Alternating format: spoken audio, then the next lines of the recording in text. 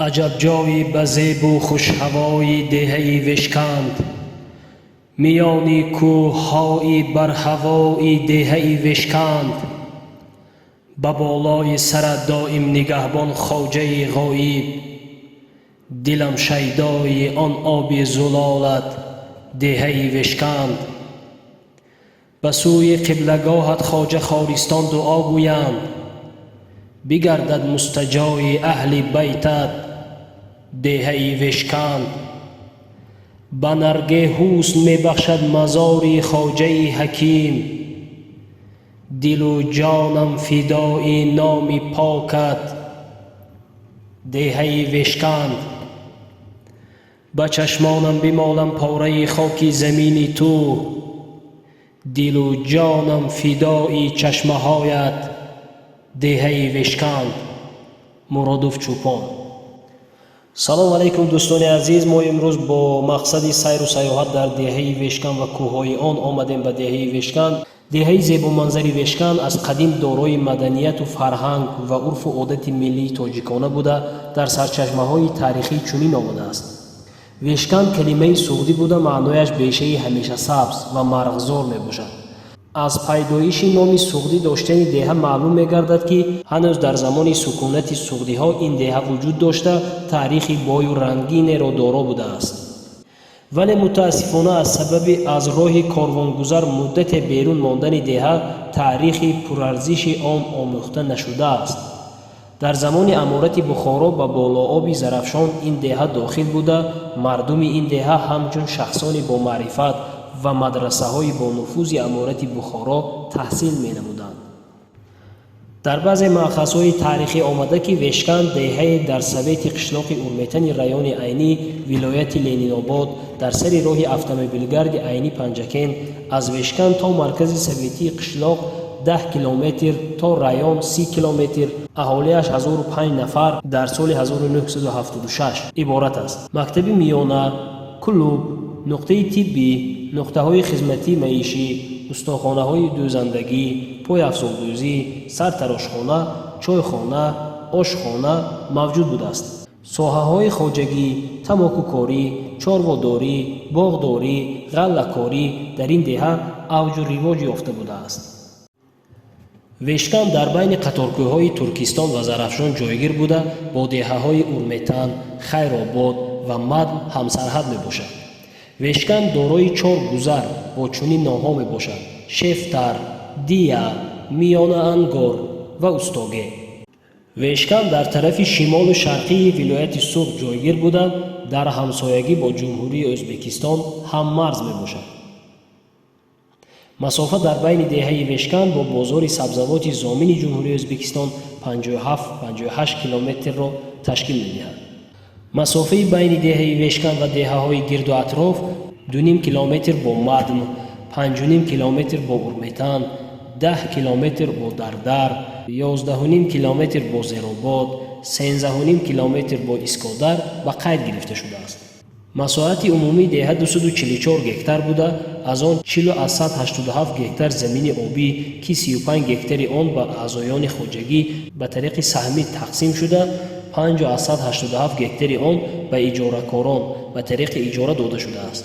23 گکتار باغ، 6 گکتار جرمگاه، 41 گکتار زمین نزد حولگی، 1 گکتار جنگل، 5 گکتار زمین زیرآبی، 2 گکتار زمین زیر ساختمانی، 113 گکتار دیگر زمین‌های استفاده شونده به شمار می‌روند. دهه کوچک وشکن مکان رادمردان و پیران خیرات بوده، شخصیت‌های بزرگی را برای پیشبرد خواجگی خلق جمهوری تربیت نموده است که این شخصیت‌های بزرگ اینها میباشند: جمعه دوست سال تولد 1952 بوده، همچون شاعری نوقلم در یک چند ساحه‌های اساسی کشور کار و فعالیت نموده. مجموعه شعرهایش با چنین نام از چاپ برآمده است: گلی بهمن، نامی تو بود فسانه محفل ما، یادی تو چراغی است در این منزل ما، هرچند که از تاک بلند افتادی تا حشر بمانی در رواق دل ما.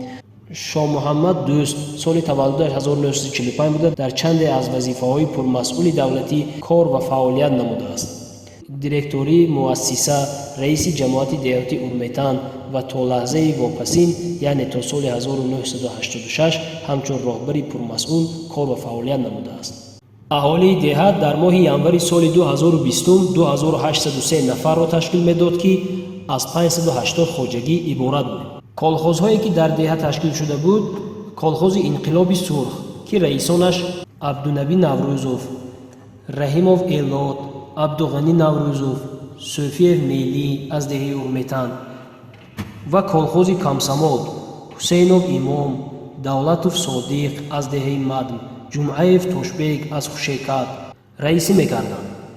عین حال رئیس خواجگی دهه وشکن عزیزوف خوج محمد میباشد.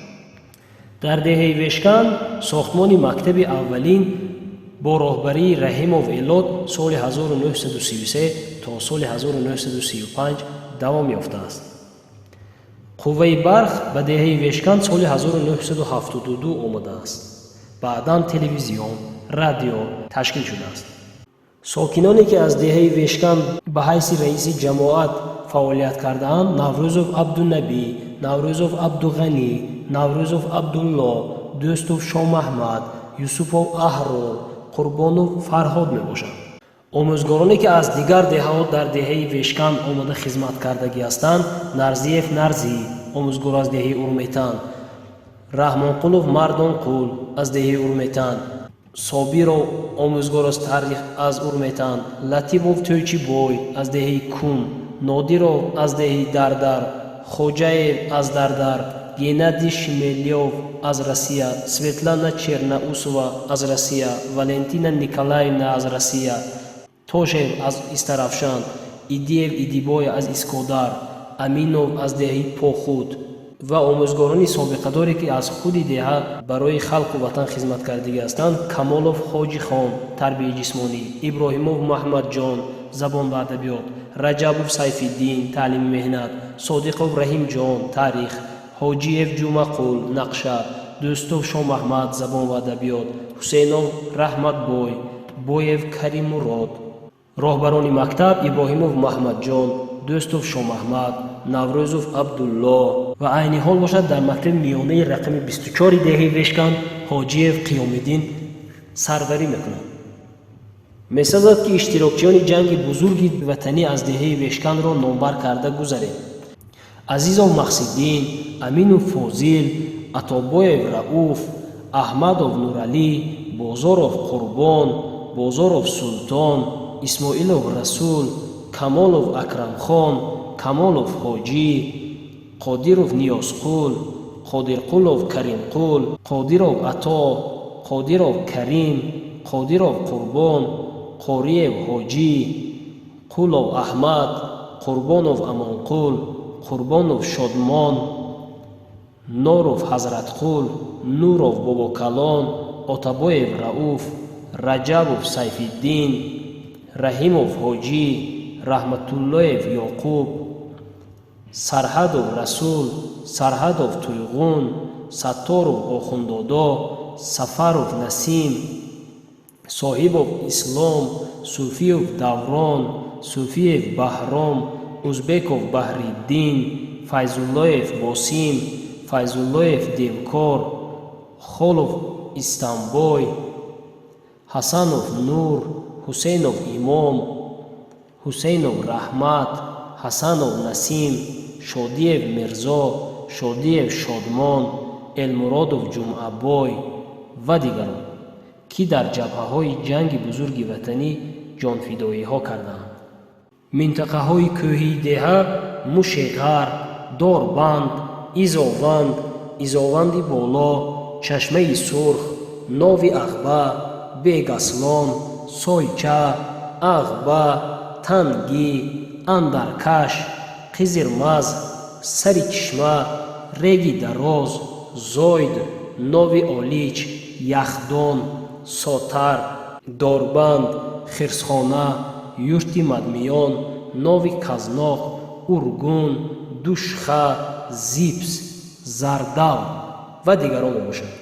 منطقه های خود دهه باشد: آبی نرگه، استاگه، میانگار، پولادی، دیه، شفتر، سری خیسار، سری داغ، تگی صده. خیلی میندور هستم از معلم تاریخی که در دهه خوشیکت فعالیت میکنند و ساکن دهه وشکند هستند، احمد نظرعلی مرادویچ، که سخنی ما رو رد نکرده. انمی همه معلوماتی که ما پیشکش شما نمودیم از انمین استاد گرامی دسترس نمودیم.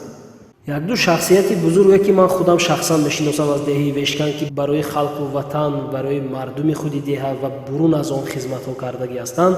رزاقوف عبدالقهار، طبیب حاذق همین دهه، و حکیموف شادمان به نهایت یک انسان خاکسار و زمینی بودند. در وظیفه رئیس تنظیم جماعت دهاتی اورمیتان کار و فعالیت کردگی هستند. از سبب آنه که وظیفه این شخص با ما علاقمند که هست، ما که در توی معرکه و خدمت میکنیم میدونستند که به نهایت یک انسان خاکسار و زمینی و مردمی بودند.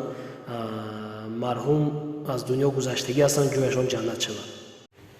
و اینچنین برادر عزیز قابل برای کرایه کشی مردم خدمت میکنند، همه وقت در خدمت مردم هستند.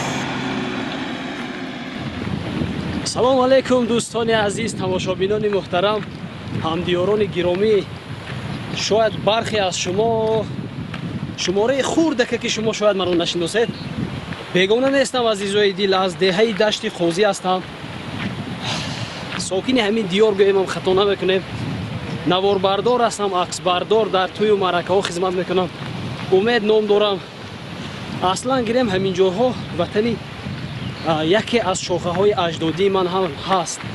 وطنی اصلی مادر کلان مادری من از همین دهه است، از دهه وشکن. امروز چندم آمد جان؟ امروز 30 ایون سال 2022 است. خواستیم با سیر کوههای دهه وشکن برآمده باشیم. مقصدهای ما یکی از همین است که نمایش دادن کوهسار زیبای شما به جهانیان و معرفی کردن خودمون به همدهگان شما، تا که در توی معرکه ها در عکس برداری های مکتبی آماده خدمت کرده باشیم.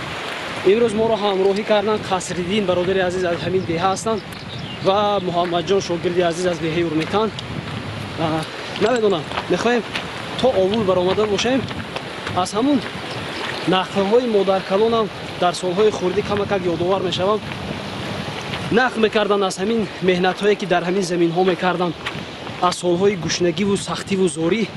بسیار در همین موضوع ها فقط صحبت میگذرانیدن. در برای نبیرگان میگفتن همین زردالوهای دهه وشکن بسیار از ساکنان همین دهه را در وقت های گشنگی نجات دادگی است.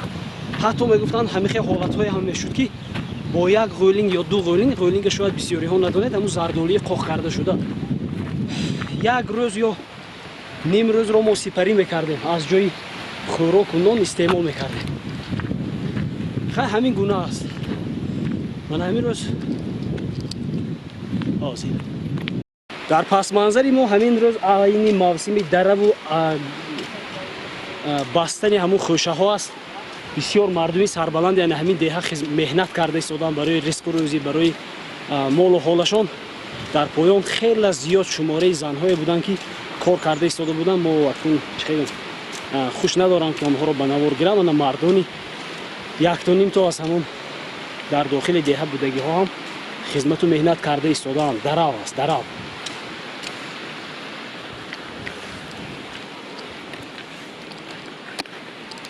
مونده نشوید که درو هم یکی از کارهای وزنی قشلاق ها. خیلی باور کنید بسیاری درو میگید بدنشون وغز میگیره.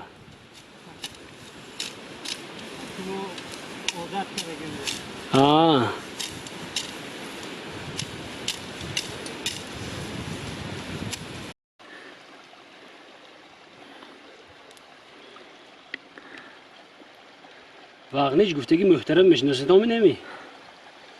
نمی محترم واغنیجی. حالا این خام ده ها قصر دی؟ خام؟ پختگش خیلی میفهمید؟ پختگش صوتی بلند شد. این خیلی هم پختگش همه خیلی میفهمید که نیست میشد، نه چون مردم خوردگی پختگی ها.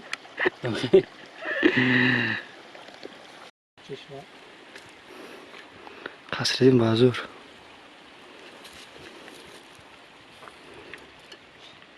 اینا خیالم همون خرسکه هم نغز ببینن چی؟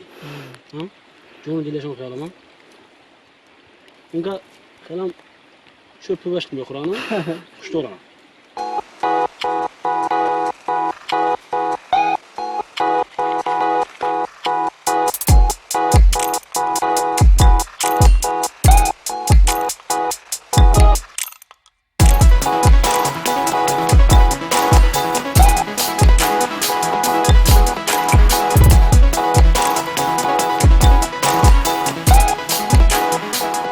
کدام نمونج زردولو می کدام نمونج زردولو با گلی بادام نگه دراو می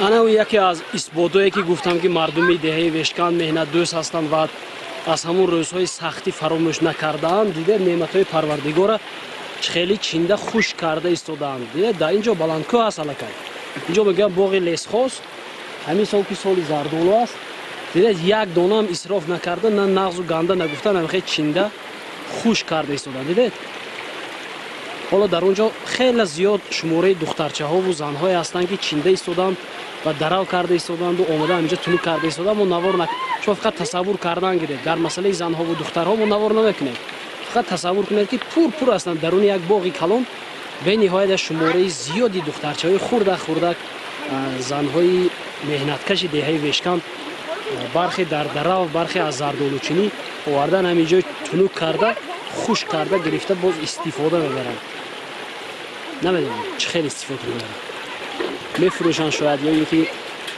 کمپوت میکنن شاید ذخیره میکنن برای زمستان عموما همین گونه است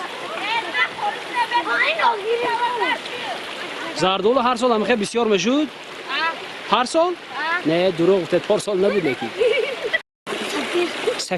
سفیر جان مالده زردولو چین دوسیدن چما کنه زردولو چین ده ها نخوره برای تیرما و زمستان غولین کرد دوسیدن ملدیس یک جان تشکر شما با برای کار آفرین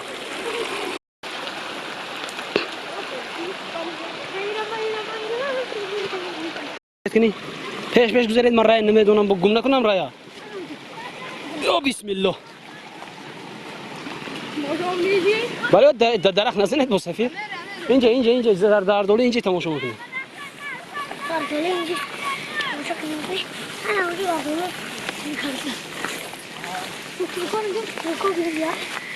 انجی گذاشتم شون نی ها سفیر را کجا را رفتیم پوی میریم دیگه شما اینجا میگونجید ما نمیگونجیم بره رفتیم پوی رویم هم رای پوی نگی گذاریم کنی گذاره کنی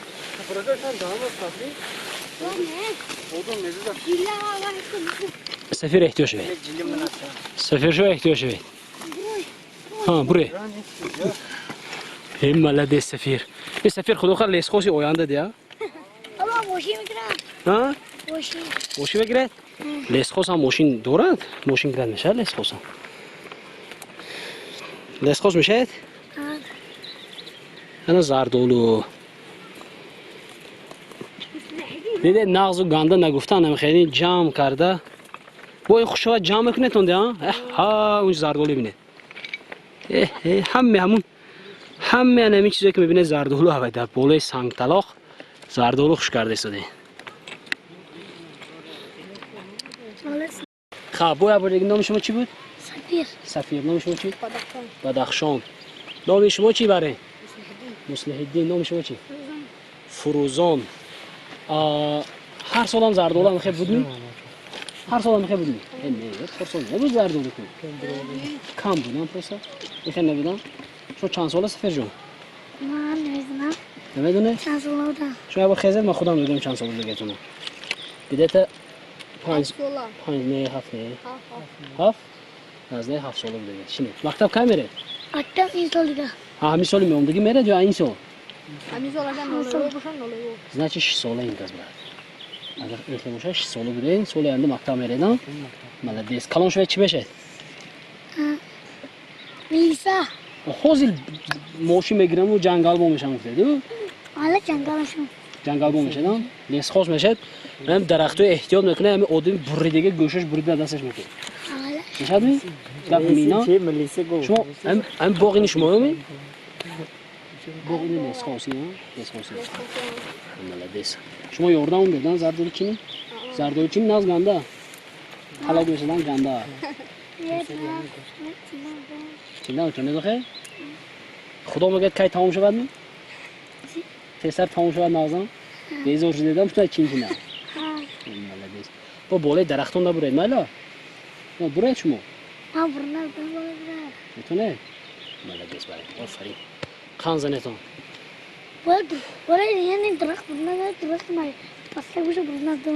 Боле дарахти вағни ҷан? Молодец.